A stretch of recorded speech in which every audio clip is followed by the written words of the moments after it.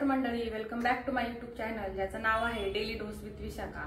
आज मी असाच एक नवीन टॉपिक तुमच्यासाठी घेऊन आलेले आहे, जो की माझ्यासोबत घडला आहे आणि त्यातून मी कशी वाचली आहे हे तुम्हाला पुढे बघायला भेटेल। मला आला होता एक फोन कॉल आणि फोन कॉल असा होता की तो होता फ्रॉड कॉल। फ्रॉड कॉल आपल्याला लगेच कळत नाही की हा कॉल फ्रॉड आहे का काय, कारण आता ते इंडियन नंबरनी कॉल करायला लागलेले आहेत। पूर्वी कसे ते इंटरनॅशनल नंबर यायचे आणि मग ते त्याच्यामध्ये प्लस वगैरे मायनस वगैरे साइन असायचं, ते कळून जायचं। पण आता आपले भारतीय नंबरनीच ते आपल्याला कॉल करतात आणि हे लोक आपल्या कुठेतरी आसपासचे असतात, जवळचे असतात, की त्यांना आपल्या मोबाईलचं लोकेशन वगैरे दिसत असतं आणि मग ते आपल्याला त्या गोष्टी सांगतात की तुम्ही इथे इथे राहता, हे करता वगैरे वगैरे। माहित नाही ते कोणते लोक असतात, की ते जवळचेच असतात हे पण माहित नाही आणि ते असं फ्रॉड कॉल वगैरे करत असतात आपल्याला। आता या फ्रॉड कॉल मागे म्हणजे मला तुम्हाला सांगण्याचा हेतू असा आहे की तुम्ही यातून शिका, किंवा तुम्हाला पण असे फ्रॉड कॉल येतील तर तुम्ही कसं त्यांना हँडल करायचंय, किंवा असे जर तुमच्यासोबत कॉल आलेले असतील तर तुम्ही ते मला कमेंटमध्ये सांगा की हो असा कॉल आमच्यासोबत आलेला आहे किंवा असा प्रसंग आमच्यासोबत झालेला आहे। तर सुरुवातीतून होते की त्यांचा सकाळी 7 किंवा 8-1 वाजता कॉल येतो आणि ते कॉल करून मला सांगतात आणि सुरुवातीला ते आपलं नाव घेतात, जे की आपल्या नंबरवर असतंच ते।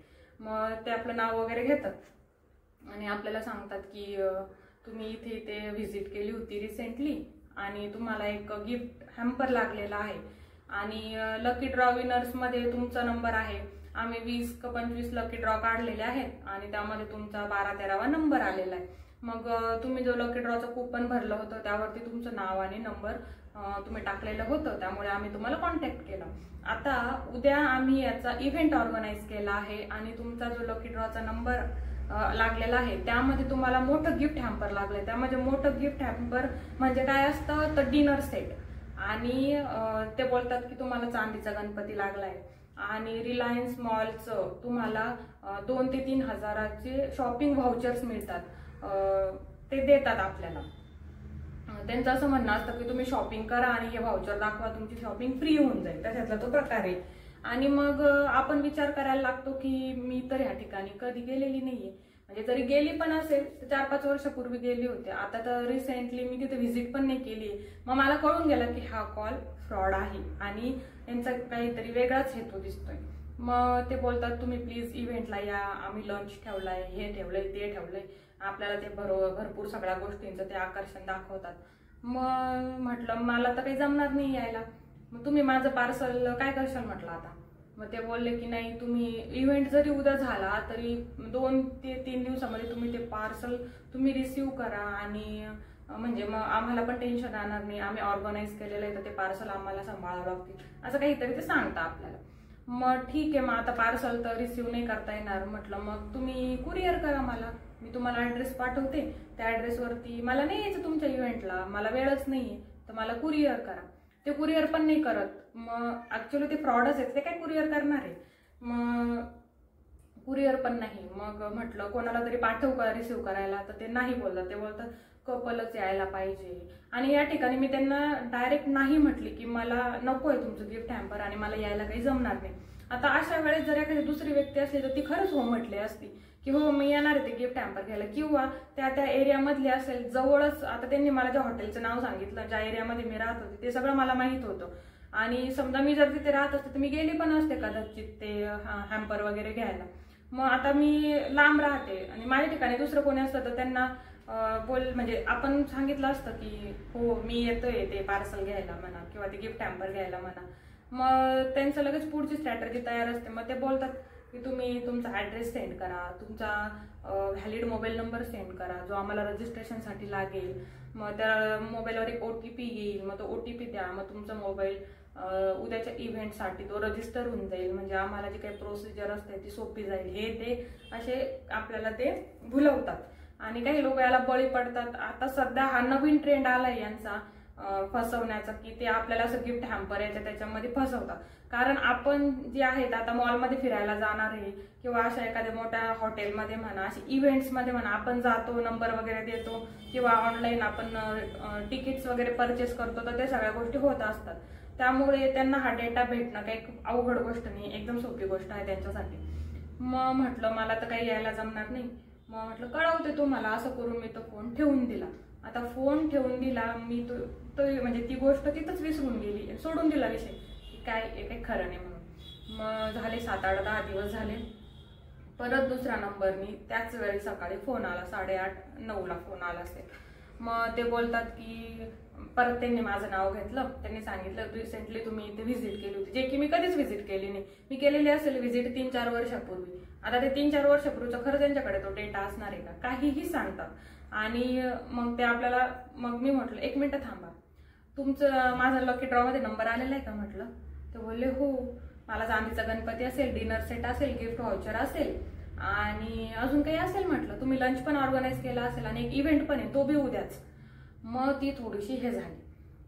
मग म्हणे हो मॅम, तुम्हाला कसं काय माहिती, पण आमचा कॉल फ्रॉड नाही आहे बरं, आमचा खरंच इव्हेंट आहे. तू जर फ्रॉड कॉल म्हणते तर तुझा कॉल फ्रॉडच आहे ना, तू फ्रॉड करायलाच बसली तिथं.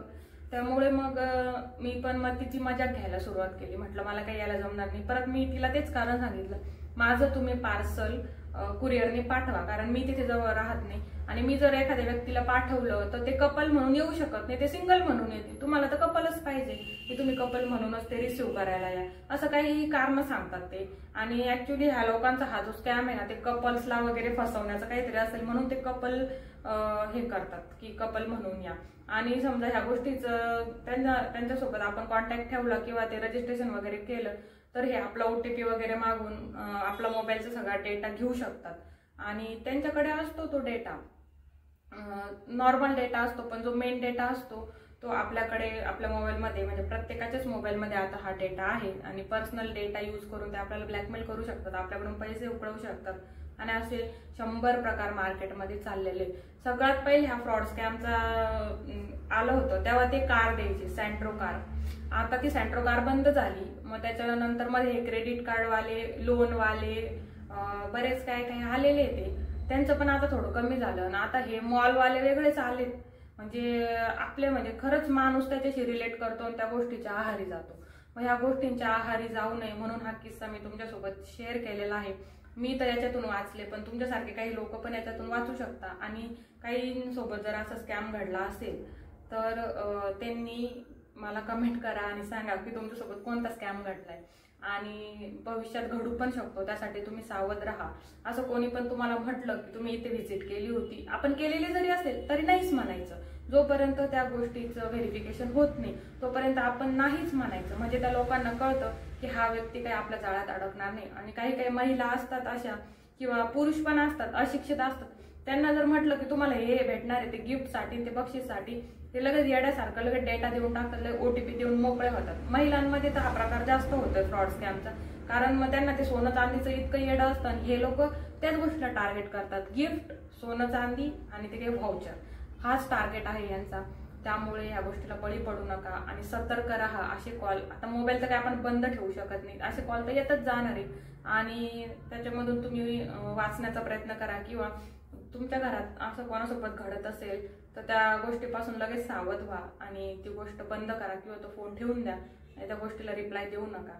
तर माझं एवढंच सांगण्याचा प्रयत्न होता की असे पण काही फोन कॉल आहेत. माझ्यासोबत जे घडलं ते मी टाइमपास म्हणून सोडून दिलं, पण तुमच्यासोबत जर घडत असेल तर तुम्ही सुद्धा त्या गोष्टीला तिथल्या तिथे ड्रॉप करा आणि विसरून जा तिथं की असं काही नसतं. आणि ते गिफ्ट हॅम्पर वगैरे त्याच्या नादी तर बिलकुल लागू नका.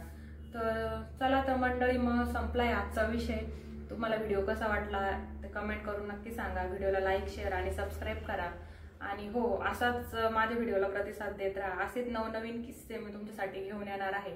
भेटूया पुढच्या व्हिडिओमध्ये. तोपर्यंत थँक्यू अँड बाय बाय.